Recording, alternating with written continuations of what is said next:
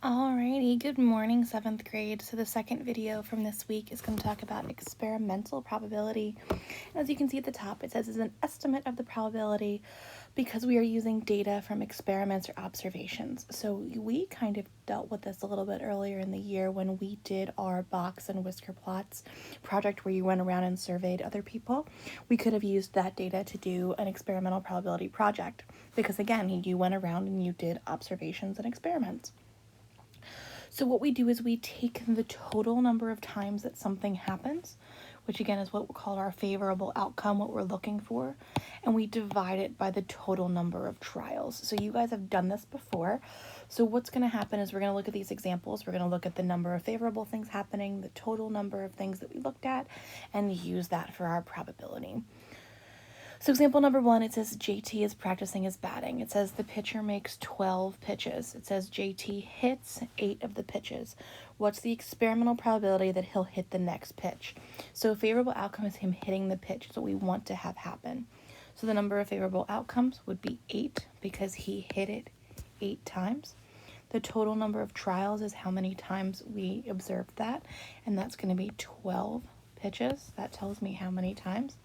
And it says the experimental probability he'll hit the next pitch. Well, again, the amount the event happens is 8 over 12 because, again, we've got our total number of trials on the bottom and then our number of times the event happens on the top.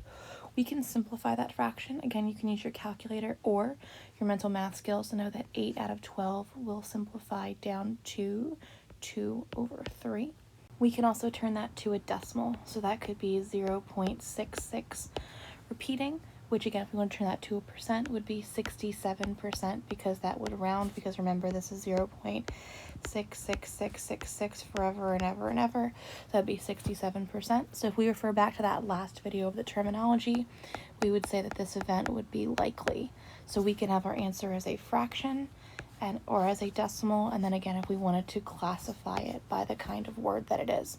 So whenever you're doing this, you're looking for your favorable outcomes of what you want to happen on top, and then divided by the number of times that you observed overall.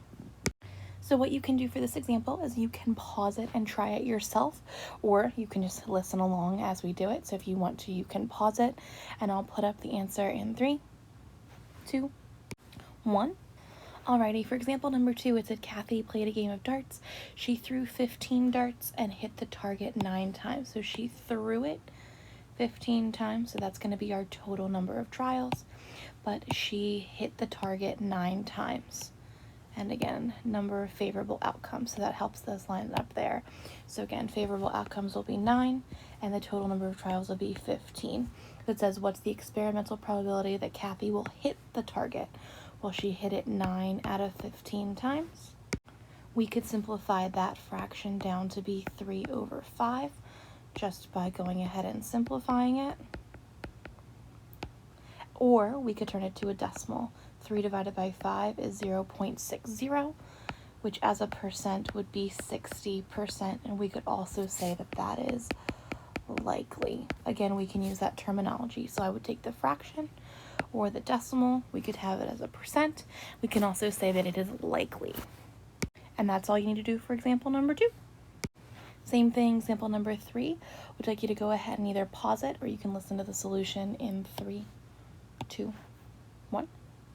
So it says between 10 and 11 a.m., 48 people came into Brad's store and 40 of them made a purchase.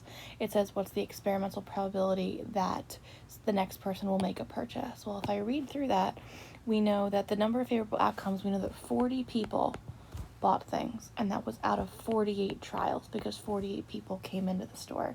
So it says, what's the probability for the next person? 40 out of 48. Again, try to simplify that fraction. Go ahead. Oh, I can see I take it a factor of 4.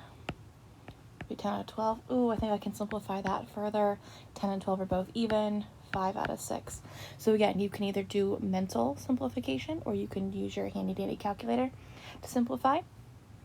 I also then can use my calculator to do 5 divided by 6 to get as a decimal, which would be 0.83, and just the 3 is repeating, and as a percent, that would be 83%.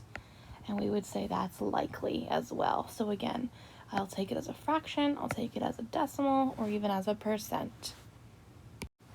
Last example, and this one is a little bit trickier. It asks us to take a step further. So factory makes bicycles.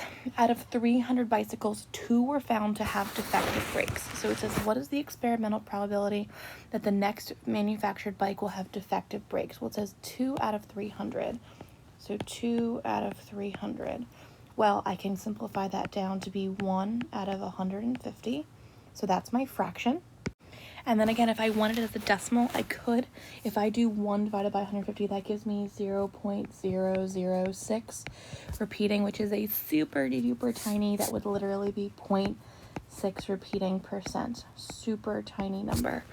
And it says, predict how many bikes out of 2,100 will have defective brakes. Well, we did these problems a while ago, I'd say back in February, if not in January, with solving proportions. So we already know that 2 out of 300, we have our experimental probability, but we want to predict how many out of 2,100. Well, if we took it out of 300 bicycles and we knew how many were defective, I'll put that up at the top, defective out of the total number of bikes, what do we think we should do with that 2,100? Well, that 2,100 would go on the bottom. We don't know how many are going to be defective. Now you can cross multiply and solve that proportion. Again, in case you don't remember to cross multiply, we go across. So that would be 2 times 2,100. And then we go across the other way. 300 times x.